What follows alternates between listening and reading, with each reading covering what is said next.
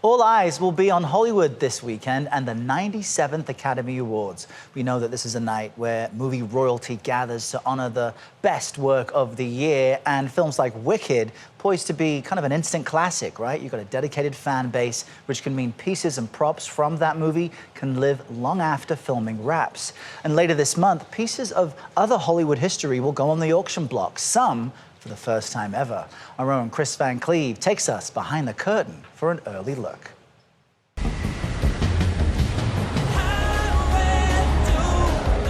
It wouldn't have been Top Gun without Maverick's iconic leather bomber jacket. Tom Cruise wore it, and now it can be yours. But that need for speed does not come cheap. Bidding starts at $25,000. Meow. Michelle Pfeiffer's unforgettable Catwoman costume from 1992's Batman Returns is another of the more than 1,300 props and scripts from some of Hollywood's biggest hits going on the auction block later this month. Wait a minute, what are you doing, Doc? Among them, the Mr. Fusion generator seen on Michael J. Fox's time-traveling DeLorean in Back to the Future. And this auction has some wonderful pieces in it that are being seen for the very first time. Brandon Allinger is the chief operating officer of Prop Store, who is conducting the online and in-person auction. Where does all this stuff come from? It's a good question. I mean, that is the tricky part, and that's what we spend a lot of our time working on, is going out and sourcing this materials. The pieces in this auction have come from individuals who worked in the film industry. They've come from studios or production houses directly, all different industry avenues. One of those avenues was director Randall Kleiser's attic, where for more than 4 decades, he'd kept the director's Bible from the classic 1978 movie Grease. Some of these are folded up many times. They were probably in his pocket. Inside this aged red binder, his handwritten notes and hand-drawn storyboards for classic scenes like this one. Summer loving had me a blast. Summer loving happens so fast. What made you decide, like, now is the time to let it go to somebody else? Because I just realized that my attic is filled with stuff that I don't need. You know, somebody might really love to have that original script. Also up for sale, this T-Bird's jacket John Travolta wore in the movie. His name is even printed on the jacket's tag. You can see it in action during the Grease lightning scene.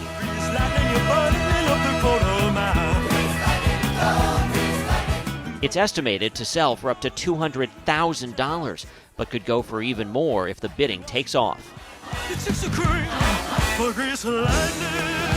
When you're shooting a movie, you don't really think about, you know, is this jacket's going to be expensive in 40 years or not. You're just busy trying to get the day's work done. But when the movie becomes a hit, there's now an instant market for fans and collectors, and some will spend big to own part of their favorite flick.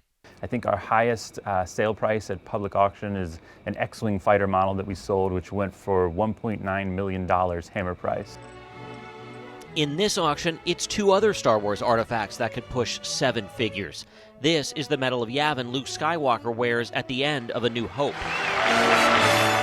Tell me how this went from around Mark Hamill's neck to up for auction.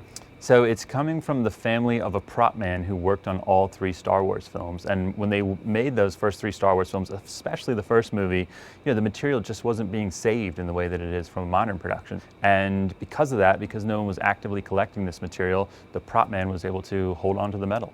What is it about Hollywood props that resonate with people so much so that they may drop 6, 7 figures to have it? I think it is all about connection, and it's all about connecting with something that you love, and it's really telling the story of just how much these movies mean to people. You may fall in love with a movie at 7 or 8 years old, and it stays with you. You know, nostalgia is definitely a big theme in our world. The reason that they want to buy something is because this movie meant so much to them when they were younger. The other big-ticket Star Wars item believed to be the one and only bowcaster Chewbacca used in the original trilogy. Is it unusual for there to be only one?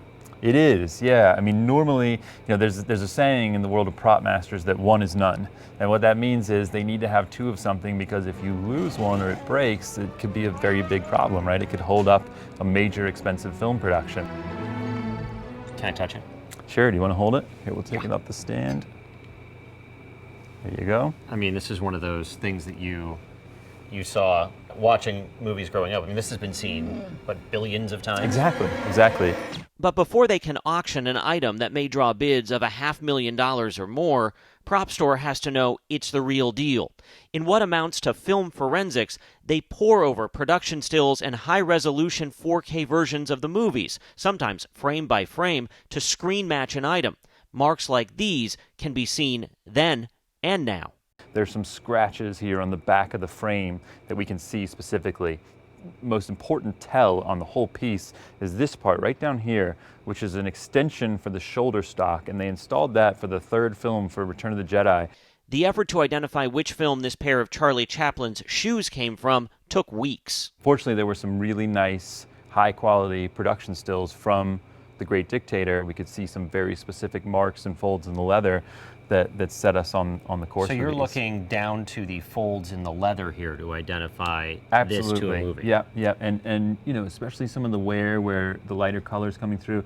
I think, you know, there's like a light wear pattern here, and then you've got this dark line cutting across it. You can tell it's that exact shoe.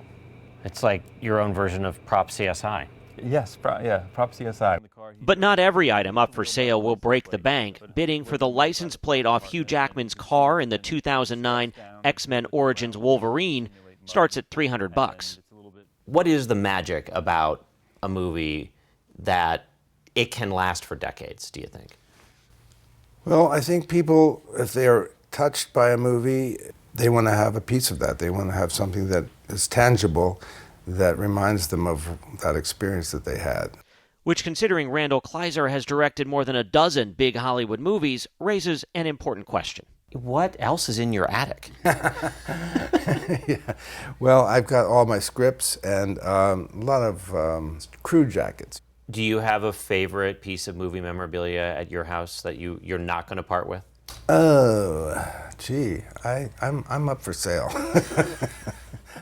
And the bidding starts soon. For CBS Saturday Morning, I'm Chris Van Cleve in Valencia, California. Exactly what I was thinking. What else? What didn't he give? It's the nostalgia. I'd go for that T-Birds jacket like that, except I don't have $200,000 to start the bid. Close enough. This is like pack rats rejoice. If Yeah. you've ever thought or had an argument with your partner about why you're hanging on to so much old stuff, tell them there may be an audience for it one day. That bomber jacket from Top Gun, who's had that for 30 plus years and hasn't let go of it just yet? It's yours. Bid starting at $25K. GoFundMe, here we come.